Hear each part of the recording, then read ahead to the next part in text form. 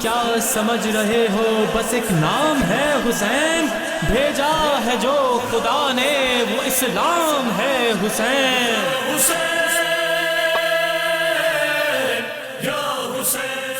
ناظرین السلام علیکم۔ ٹائم ٹی وی کینیڈا کے مولانا حرام کے حوالے سے خصوصی پروگرام اسلام زندہ ہوتا ہے بس کرنے کے حوالے سے ہمارے درمیان مفکر اسلام، دانشور، مصنف، ریسرچ اسکالر ڈاکٹر علامہ صاحب تشریف فرما ہیں، اور یہ آج جو ہم گفتگو کریں گے اس کمسن شہزادے کے حوالے سے جسے شہزادے اصغر کے نام سے یاد کیا جاتا ہے، اور جس کی قربانی نے یقیناً اسلام کو اتنی جاویدہ کر دیا، اسلام کو اتنا عظیم بنا دیا، اتنا زندہ کر دیا کہ جب کبھی بھی اسلام کا نام آئے گا تو میں سمجھتا ہوں شہزادے علی اصغر کی قربانی ضرور یاد رکھی جائے گی۔ علامہ صاحب آپ یہ فرمائیے گا کہ شہزادے علی اصغر جب چلے تھے اس کاروان میں اس وقت ان کی عمر کیا تھی، اور جب کربلا پہنچی تو اس وقت ان کی عمر کیا تھی، اور ان کے والدہ کے ماجدہ کے بارے میں کچھ باتیں بتائیے گا، پھر آپ بسم اللہ الرحمن الرحیم۔ جناب علی اصغر علیہ السلام ایک لقب ان کا کربلا کا فاتح اکبر بھی، سبحان اللہ سبحان اللہ۔ ناظرین آپ نے سنا فاتح اکبر، یعنی یہ وہ قربانی ہے امام حسین علیہ السلام کی کہ جس کا کوئی جواز پیش نہیں کر سکتا کہ ہم نے سب کہہ سکتے ہیں کہ حسین ابن علی کو اس لیے مارا کہ بھائی ان کے وہ جنگیں تھیں، عباس کو اس لیے مارا کہ صفین میں تھا اور یہ سب تھا، لیکن ایک 6 مہینے کے بچے کا کیا قصور ہے؟ ایک 6 مہینے کے بچے نے کسی کا کیا بگاڑا تھا؟ یہ وہ قربانی ہے کہ کوئی اس کا جواز پیش نہیں کر سکتا۔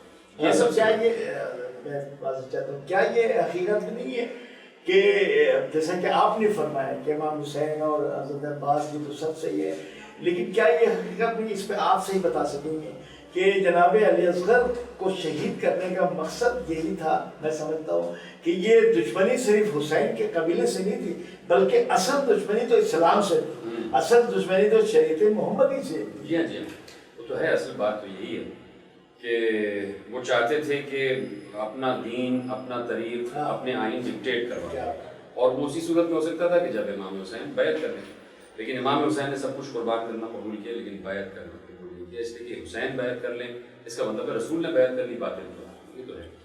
تو میں عرض کر رہا تھا کہ جناب علی اصغر علیہ السلام، جناب ام رباب سلام اللہ علیہ ان کی والدہ، اور جناب ام رباب کے والد امرؤ القیس، اور وہ بھی اپنے وقت کے بہت بڑے بہادر، شجاع، بڑے قبیلے کے سردار اور ماہر تیر انداز بھی تھے۔ اور جناب ام رباب چونکہ گھر میں ظاہر سی بات ہے تیر رکھے ہوئے ہیں، کمانیں رکھی ہوئی ہیں، تو اور اپنے والد سے سنتی بھی رہتی تھیں اور انہوں نے تربیت بھی لی، تو جناب ام رباب کو بھی تیروں کے بارے میں معلوم تھا۔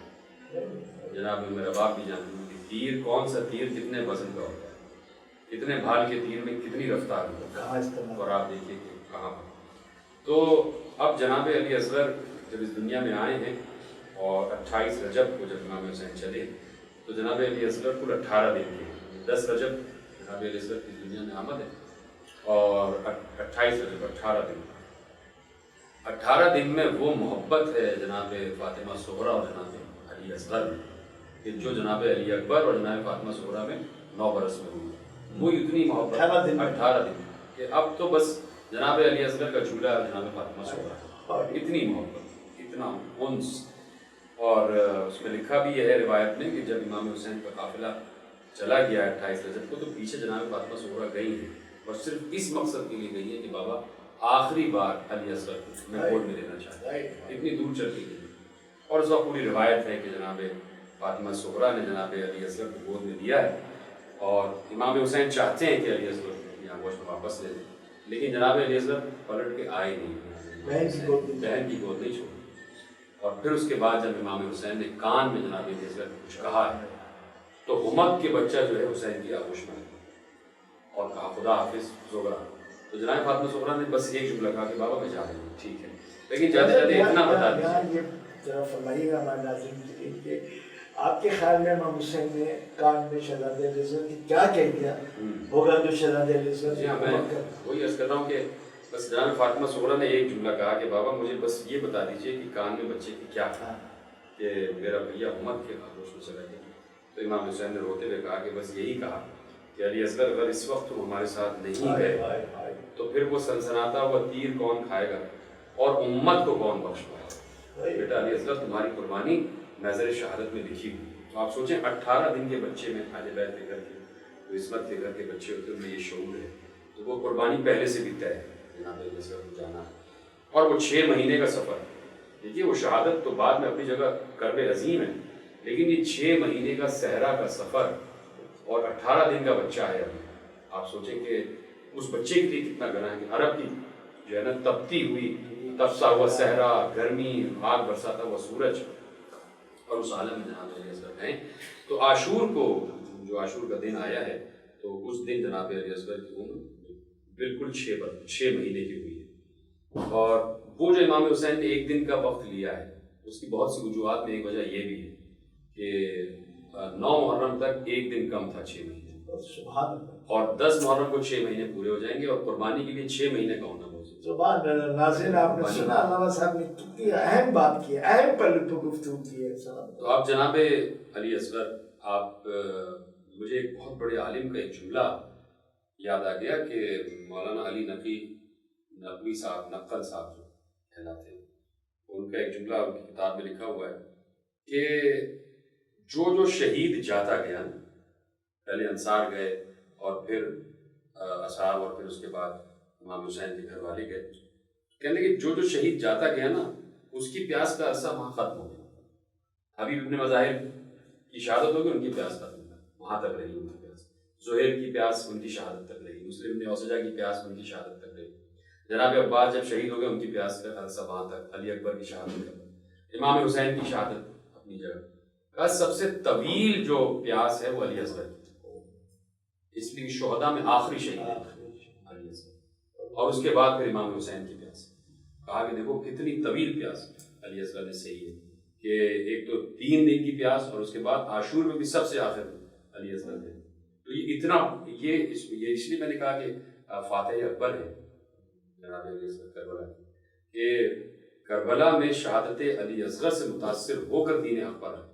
اس شہادت کو کوئی اور نہیں لا سکتا کہ بھائی اس بچے نے کیا قصور کیا. بہت سے جو غیر دین والے ہیں, غیر ادیان والے, یہی انہوں نے سوال اٹھائے اپنے اپنی کتابوں کہ اس بچے نے کیا قصور کیا.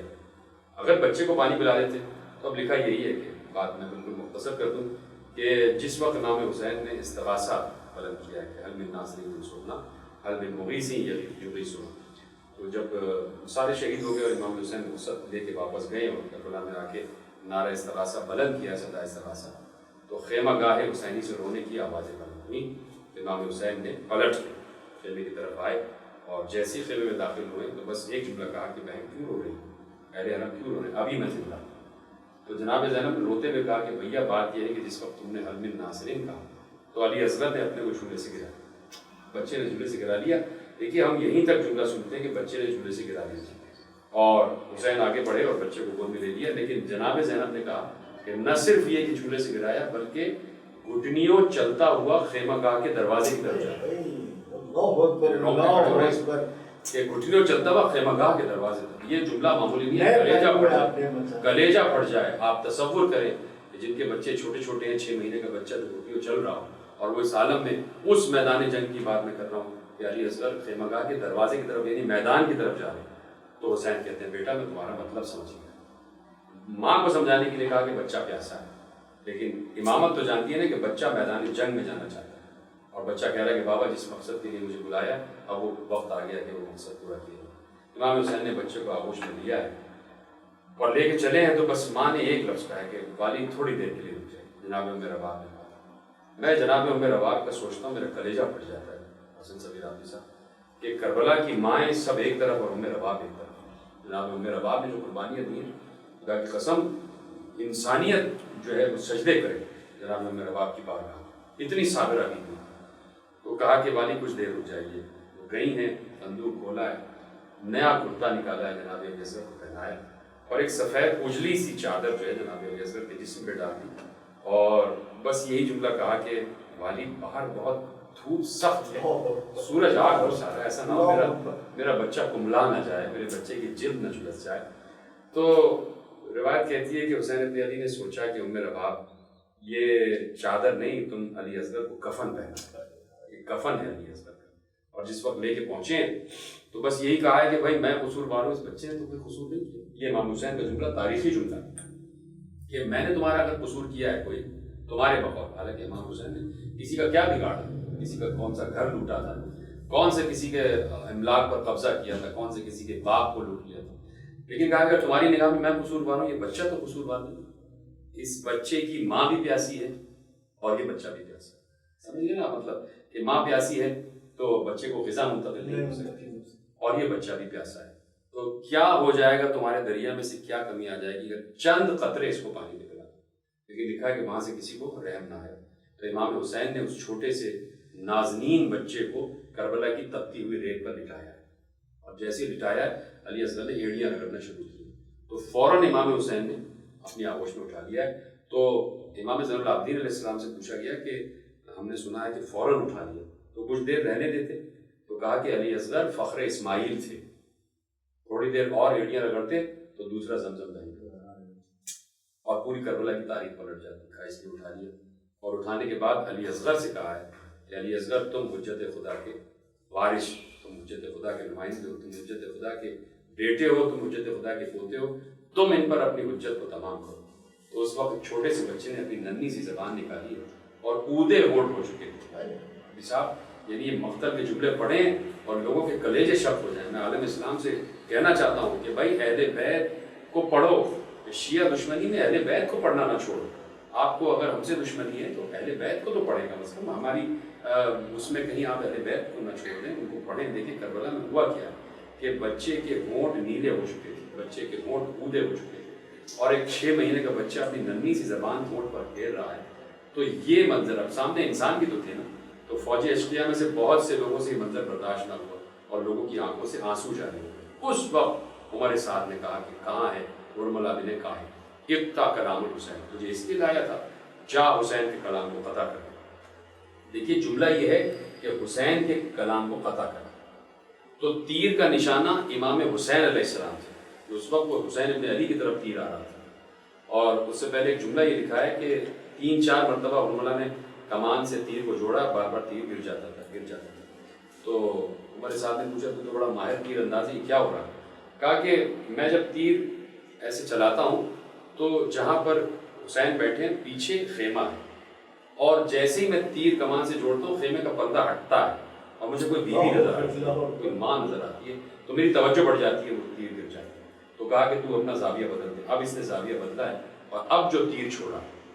تو بہت سے ذاکرین یہ جملہ پڑھتے ہیں. میں نے عراق کے روضہ خانوں سے بھی یہ جملہ سنا ہے. مقتل میں تو مجھے کہیں نہیں ملا، یقیناً موجود ہوگا، کہ جیسے تیر چلا ہے ادھر سے رباب نے بلند آواز سے کہا کہ علی اصغر اپنے بابا سے ہوش کر. تو تیر آ رہا تھا امام حسین علیہ السلام کی طرف، لیکن علی اصغر ایک دم ہمکتے ہیں اور ہمک کر بابا کے سامنے آ جاتے ہیں. تو تیر جناب علی اصغر کی گلے سے یہاں سے گھستا ہے اور یہاں سے پار ہو جاتا ہے، اور پار ہونے کے بعد حسین ابن علی کے بازو میں پیوست ہو جاتا ہے. تو اس وقت روایت ہی کہتی ہے کہ اگر تیر حسین ابن علی کے بازو میں پیوست نہ ہوتا تو جدھر تیر پرواز کرتا ہوا جاتا ادھر علی اصغر پرواز کرتا. اتنی تیز رفتار اور اتنا بھاری تیر تھا. اور اس وقت سوچیں کہ حسین ابن علی کا صبر، کہ جناب ایوب بھی سلام کرے، جناب ابراہیم بھی سلام کرے، اور خود قدرت نے سلام کیا ہے کہ حسین تم نے صبر کی انتہا پہ اس وقت دین اسلام کو کہاں پر تم نے لا کے کھڑے کر دیا ہے. تو اس وقت جناب علی اصغر کی گردن سے جو خون نکل رہا ہے، سنیں صاحبان اولاد سنیں کہ اتنا سا بچہ تھا کہ اتنا سا خون نکلا کہ کل چلو میں حسین نکلا. علی اصغر کا خون ایک چلو میں، چھوٹا سا بچہ چھوٹا.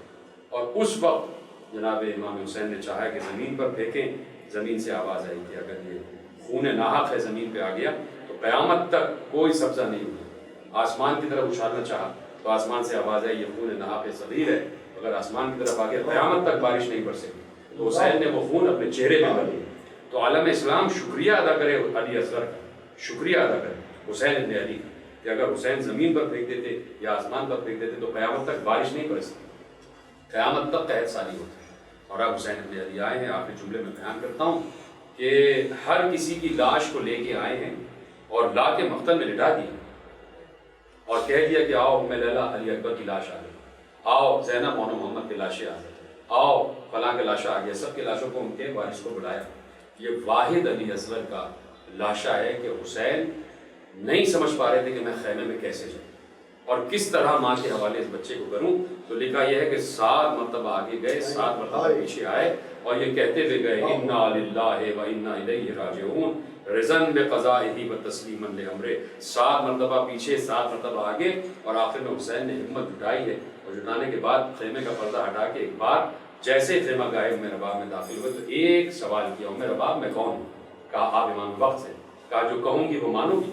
कहा मानूंगी। एक बार आबा हटाई और अली असगर का लाशा उठाया और उम्मे रबाब की गोद में ये कह के दिया कि लो उम्मे रबाब तुम्हारे बच्चे ने पानी दी।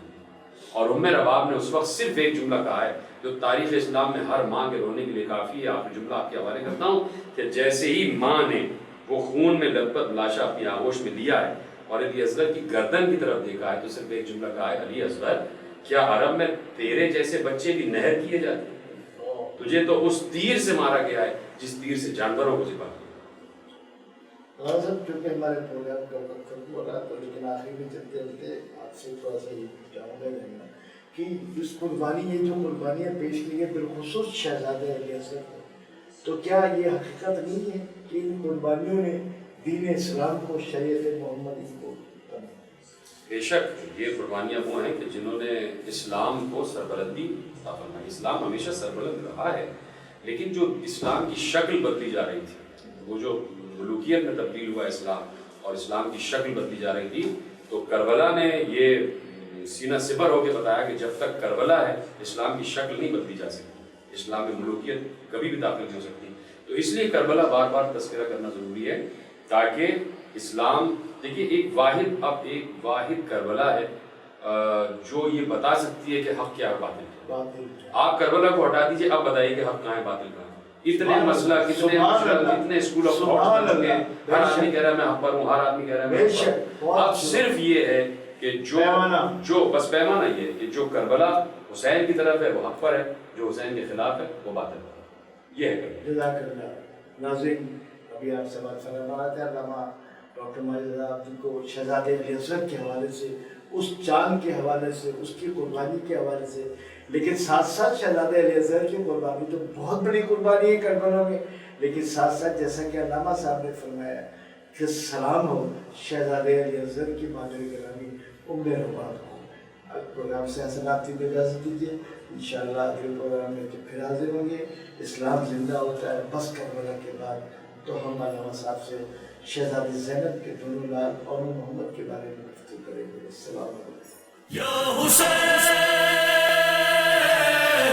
या हुसैन, तुम क्या समझ रहे हो बस एक नाम है हुसैन, भेजा है जो खुदा ने वो इस्लाम है हुसैन।